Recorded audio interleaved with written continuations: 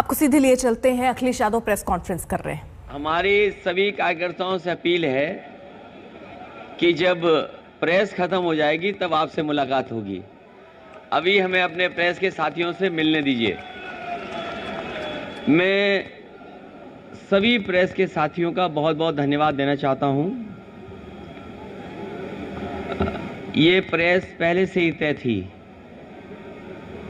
और इसलिए आप लोगों से मैं बातचीत करना चाहता था कि इधर लगातार पिछले कई दिनों से और पिछले महीने से ये सूचनाएं आ रही थी कि समाजवादियों के ऊपर छापे पड़ेंगे। कई बार अखबारों में भी छोटी छोटी बड़ी बड़ी खबरें पढ़ने को मिलती थी कि समाजवादी लोगों के यहाँ छापे पड़ेंगे, और इधर 2 हफ्ते से लगातार देख रहे हैं कि समाजवादी पार्टी से जुड़े हुए लोगों के ऊपर छापे पड़ रहे हैं। और दिल्ली से जब भी भारतीय जनता पार्टी का लखनऊ में, यूपी में कार्यक्रम होता है, लगता यह है कि साथ अपने इन विभागों को भी बुलाते हैं, साथ ला करके या निर्देश दे करके उनको यहां लाया जाता है और लगातार छापे पड़ रहे हैं। ये कन्नौज शहर, कन्नौज क्षेत्र समाजवादियों से बहुत जुड़ा हुआ क्षेत्र रहा है। यहां का अगर इतिहास उठा करके देखेंगे तो यहां का इतिहास भाईचारे का रहा है, सौहार्द का इतिहास रहा है। और इत्र कोई आज से नहीं बन रहा है, बहुत वर्षों से यहां इत्र बन रहा है। इत्र के कारोबार से न केवल व्यापारी जुड़े हैं जो व्यापार करते हैं, यहां के बड़े पैमाने पर किसान भी जुड़े हैं। किसान के जुड़े होने से और कारोबार से व्यापारियों का, और व्यापार से न केवल कन्नौज उत्तर प्रदेश बल्कि देश के अन्य कारोबार भी इस कारोबार से जुड़े हुए हैं। कन्नौज की एक अपनी पहचान इत्र की रही है। कन्नौज इत्र के लिए ये राजधानी है, सुगंध की राजधानी है। जिस तरीके से फ्रांस में ग्रास या ग्रासे कहे, वो वहाँ की फ्रेंच कैपिटल, परफ्यूम कैपिटल मानी जाती है। फ्रांस में परफ्यूम कैपिटल अगर है कोई, तो कोई ग्रासे कहता है, कोई ग्रास कहता है। वो एक प्रोनाउंसिएशन है कि इंग्लिश या फ्रेंच जो भी कुछ है। लेकिन फ्रांस में भी एक शहर है ग्रासे, वहाँ पर भी मुझे जाने का मौका मिला था जब समाजवादी सरकार थी। ये कारोबार बहुत बड़ा कारोबार है, बड़े लोगों को नौकरी, बड़े लोगों को रोजगार देता है। उसके बाद यहां पर एक परफ्यूमरी पार्क लाया गया था। समाजवादी सरकार में उसके लिए बजट दिया गया था, जमीन दे दी गई थी और कोशिश थी कि वो परफ्यूमरी पार्क यहां बन जाए। और परफ्यूमरी पार्क से ये फायदा होगा कि जो यहां का किसान है, फूल पैदा करता है, फूलों की खेती करता है, अगर वो सीधा जाकर के एसेंस निकालने का काम करेगा तो एसेंस निकाल सकेगा, और एसेंस निकाल करके उसका भी वो कारोबार, वैल्यू एडिशन हो जाएगा उसके काम को लेकर के। पूरा का पूरा आर्किटेक्ट, जमीन, बजट सब कुछ चिन्हित हो गया था। लेकिन भारतीय जनता पार्टी की सरकार के आते ही वो परफ्यूमरी पार्क, वो परफ्यूम का म्यूजियम वैसा ही का वैसा पड़ा है।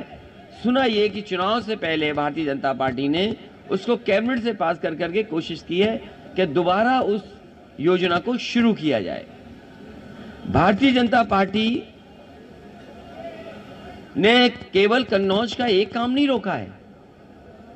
यहां जितने भी समाजवादी सरकार में काम हो रहे थे वो सब काम रोक दिए। यहां पर पहला उत्तर प्रदेश का सरकार का, अपनी सरकार की पराग का काऊ मिल्क प्लांट लगा था।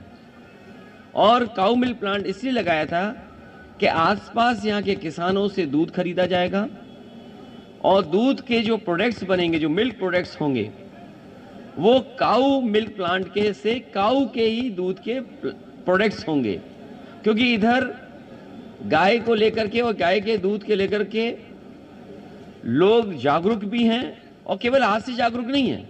यहाँ जितने भी गरीब लोग बैठे हैं, किसान बैठे हैं, गांव के लोग बैठे हैं, वो जानते हैं कि अगर दिमाग को और अपने आप को स्वस्थ रखना है, शरीर स्वस्थ रखना है, तो गाय का दूध ज्यादा पीजिए। ये भारतीय जनता पार्टी वालों ने काऊ मिल्क प्लांट के वे सत्यानाश कर दिया है। और मैंने ये कहा था कि काऊ मिल्क का अगर हमें 4 रुपया भी ज्यादा देना पड़ेगा तो हम किसानों को 4 रुपया देंगे ज्यादा, जिससे कि गाय बढ़ जाए और उसका मिल्क भी बढ़ जाए।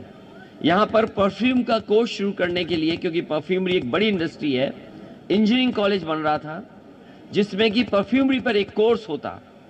यहाँ पर बच्चे पढ़ते, परफ्यूमरी का कोर्स करते, न केवल यहाँ पर उद्योग की मदद करते, बल्कि दुनिया में भी कैसे कन्नौज के इत्र का डंका बजता, कन्नौज का इत्र का दुनिया में डंका बजता, वैसे यहाँ के नौजवान निकलते, वैसे साइंटिस्ट निकलते, वैसे परफ्यूमर्स निकलते, और दुनिया में कन्नौज के नाम का डंका बजता। वो इंजीनियरिंग कॉलेज जितना बना था वो वैसे ही का वैसा आज पड़ा हुआ है। पैरामेडिकल यहाँ पर शुरू होना चाहिए था। लखनऊ में और जगह बड़े बड़े शहरों में जिस तरीके से बिल्डिंगें बनती हैं उस तरह का पैरामेडिकल है, उसका काम ठप कर दिया। कार्डियोलॉजी का डिपार्टमेंट था, वो ठप कर दिया। कैंसर का प्राइमरी हो जाए इलाज, वो कैंसर का बंद कर दिया। मेडिकल कॉलेज ने जो ऑक्सीजन प्लांट बनना था, लगना था, वो नहीं लगाया। फिर अलग से एक और कोशिश की गई लगाने की, मेडिकल कॉलेज का सत्यानाश कर दिया इन्होंने। कोई भी विकास कन्नौज में बड़ा नहीं किया है। अगर कोई बड़ा विकास कन्नौज में किया हो तो कोई बताए हमें। जो सड़कें समाजवादी सरकार में बन रही थी वो भी अभी पूरी नहीं कर पाए हैं। न काली नदी पर पुल कोई नया बनाया है, न गंगा पे कोई पुल बनाया है, न स्टेडियम जो समाजवादी